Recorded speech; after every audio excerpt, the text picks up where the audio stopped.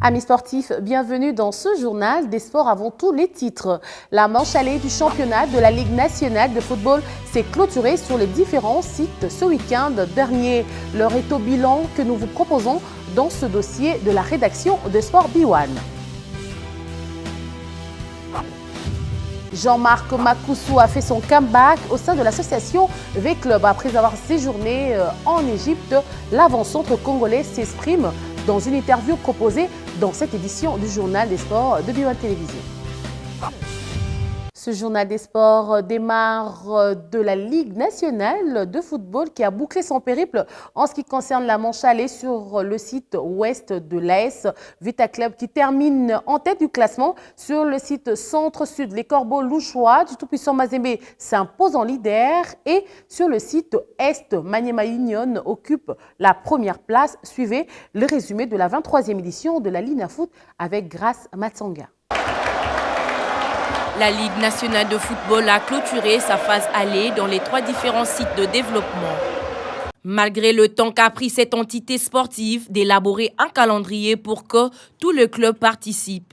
Mais c'était sans compter sur la formation de chaque club qui s'est retiré du championnat. Toutes les saisons sportives, à l'issue des saisons, nous nous plaignons souvent du désordre dans lequel se déroule le championnat. Les violences dans les stades, c'est un secret pour personne. Le favoritisme dans les bureaux, les reports intempestifs des matchs, les sanctions infligées de façon partielle et partiale.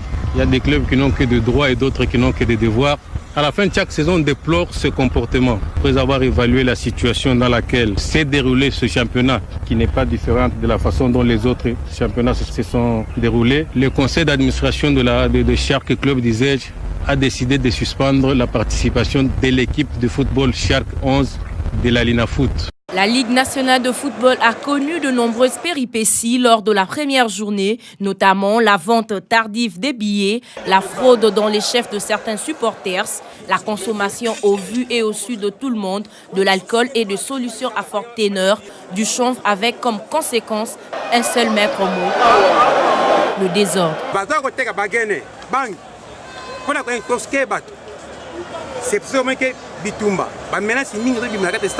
Contenir bangon la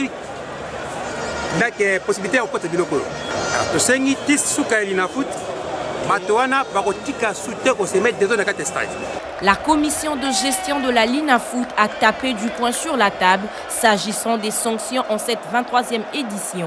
Dans les collimateurs, les Oranges de la capitale ont perdu 9 points lors de 3 différentes rencontres sur tapis vert qu'ils ont pourtant gagné face à MK 1-0, l'Académie Club Rangers 2-0 et devant le tout-puissant Molungue 2-0.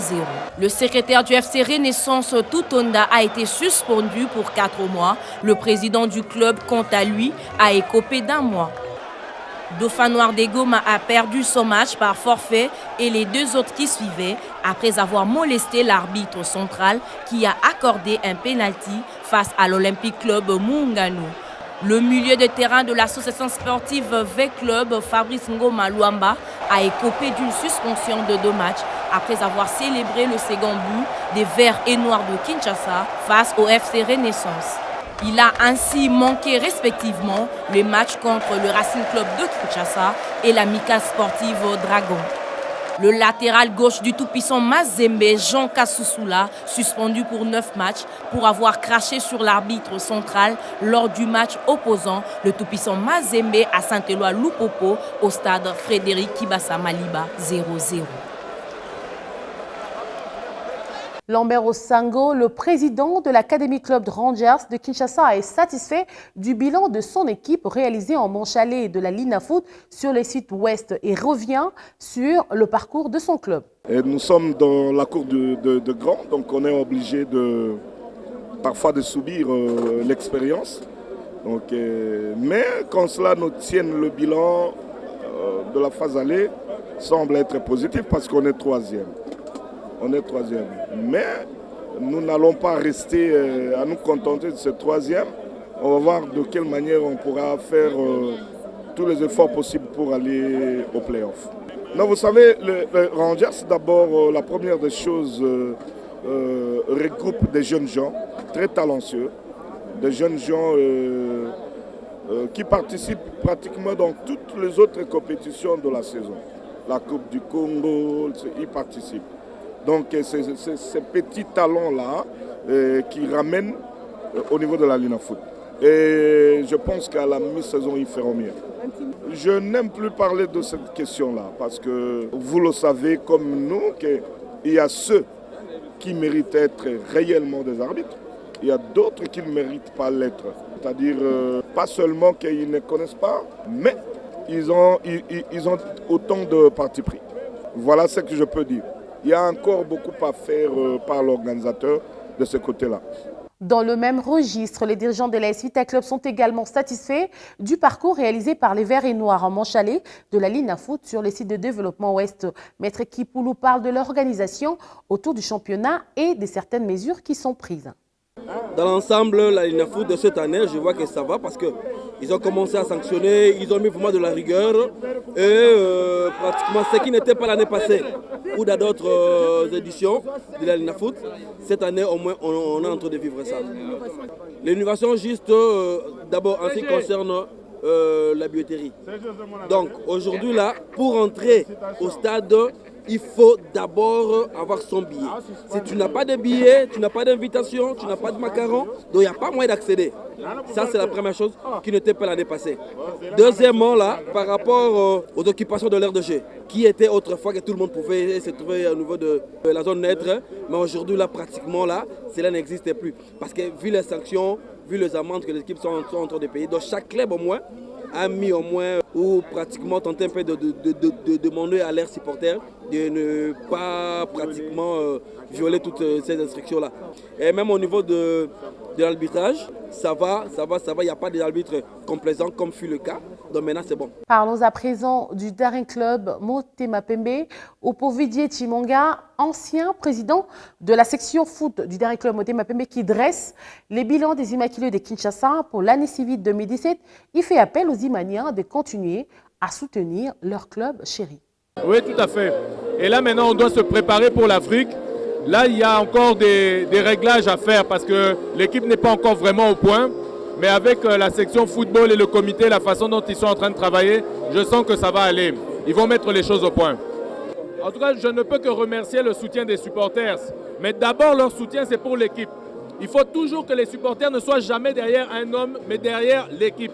Toute personne qui se battra pour l'intérieur de cette équipe, les supporters doivent être derrière lui. Et en tout cas, nos supporters sont devenus des éclairés. Ce sont des personnes qui sont organisées et structurées.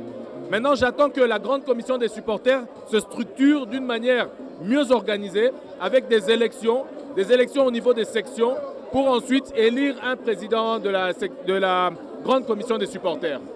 Je ne m'éloignerai jamais du DSMP, jamais. Qu'il pleuve, qu'il vente, qu'il neige, qu'il y ait la guerre, qu'il y ait la paix, je serai toujours dans Imana. Jamais je ne m'éloignerai. Et j'apporterai toujours mon soutien au comité qui travaille, toujours. Non, le club du DSMP, c'est un club omnisport. Nous devons supporter toutes les équipes du DSMP. Il y a le volley, il y a le handball, il y a le basket, il y a les juniors et il y a la section mère. Et j'espère que petit à petit, on aura d'autres sections qui vont s'ajouter. Volleyball masculin, par exemple. Basket féminin. Pourquoi pas le judo, la boxe. Il y a beaucoup de... C'est un club omnisport, c'est un très grand club. Et on doit lui redonner ses lettres de noblesse. En tout cas, nous serons toujours là. À présent, parlons de Jean-Marc Makousou-Mundele, qui est de retour chez Vita Club après avoir fait un périple de près de 2 ans en Égypte. L'ancien Daringman reste tout de même un peu bavard sur son retour chez les Dauphins Noirs de Kinshasa. En fait, motivation, c'est tout. Mais l'équipe gagne l'Égypte parce que demain, pour 2 saisons. Et en fait, l'équipe où il est kaki, si là. Mais non, concrètement, qu'est-ce qui s'est passé? Peut-être après. Ah. Ouais. Tout ça, non, ça après, les taureaux le bilan. On confirme que on a avec leur. Mais ils ont confirmé. Pour combien de temps? On a habité pour jouer à vite. On a habité où il y a lobby. On a joué à vite. Parlons à présent en basketball. Le championnat de l'entente urbaine de basketball de Kinshasa Est, Ebakines, dans sa nouvelle saison, démarre le vendredi 19 prochain au Stadium des Martyrs. C'est ce qui ressort de la réunion technique tenue ce dimanche à l'IMK entre les correspondants officiels de l'Ebakin et les membres sud-délégataires. Propos recueillis par David Chimpaka. C'est la réunion préparatoire avant le lancement de chaque championnat. Pour lancer la saison sportive 2017-2018, nous avons tenu à discuter, échanger avec nos sociétaires, car durant ce mois de janvier, le championnat doit démarrer. Le championnat commence le 16 janvier. En termes de bilan, pour nous, le Bakin Est, le bilan a été positif. Parce que nous avons lancé il y a peu le championnat cadet, qui est notre bébé, qui a été une réussite. Nous avons des équipes cadets. Nous avons lancé le championnat des cadettes, qui est en train d'emboîter le pas, raison pour laquelle je viens de motiver mes sociétaires à emboîter le pas, à suivre cette pépinière qui est le championnat d'âge, en conformité avec OneFIBA. Pour cette saison, l'idée est que nous jouons un championnat en aller simple, et puis un play-off en aller-retour, et puis une finale aller-retour. Nous savons tous que nos championnats sont déficitaires en termes de frais de participation. Là, nous avons quelques bons contacts qui promettent pour cette année 2018 et espérons que nos sociétaires pourront être soutenus avec ce partenaire en négociation. Et l'année passée, nous avons pu avoir un partenaire, la Fondation GG Kizubanata. Il nous a fait un don de 2 maillots dont je viens de parler. Nous allons les distribuer à nos finalistes, ceux qui ont gagné le championnat en version masculine et féminine, qui est déjà un appui par rapport aux saisons précédentes où nous n'avons jamais eu de dons comme ça. En sport des combats, en taekwondo, l'amicale des taekwondo Kin-Ouest, représentée par son président André Mbouidetch, a présenté CV le meilleur à tous les athlètes du Congo. Propos recueillis par B1 Télévision. Alors, je présente mes meilleurs vœux de bonheur, de santé et de longévité à tous les pratiquants de taekwondo, aux autorités de sport dans la République démocratique du Congo, et aussi de toute l'Afrique. Je vais particulièrement présenter mes meilleurs vœux à tous les clubs de l'entente Kin-Ouest.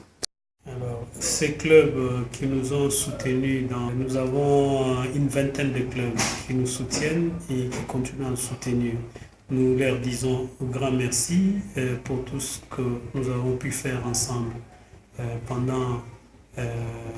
durant toute l'année écoulée, et nous souhaitons qu'ils renforcent leurs énergies et les capacités pour continuer la lutte, parce que notre lutte n'est pas engagée contre des personnes, mais notre lutte est engagée contre tous les usurpateurs, les hors-la-loi, les gens qui détiennent des mandats illégaux et qui veulent se cantonner là pour en fait ternir l'image ou faire tomber le taekwondo, qui ne sont pas ingrats, mais restent ont fait du bon travail.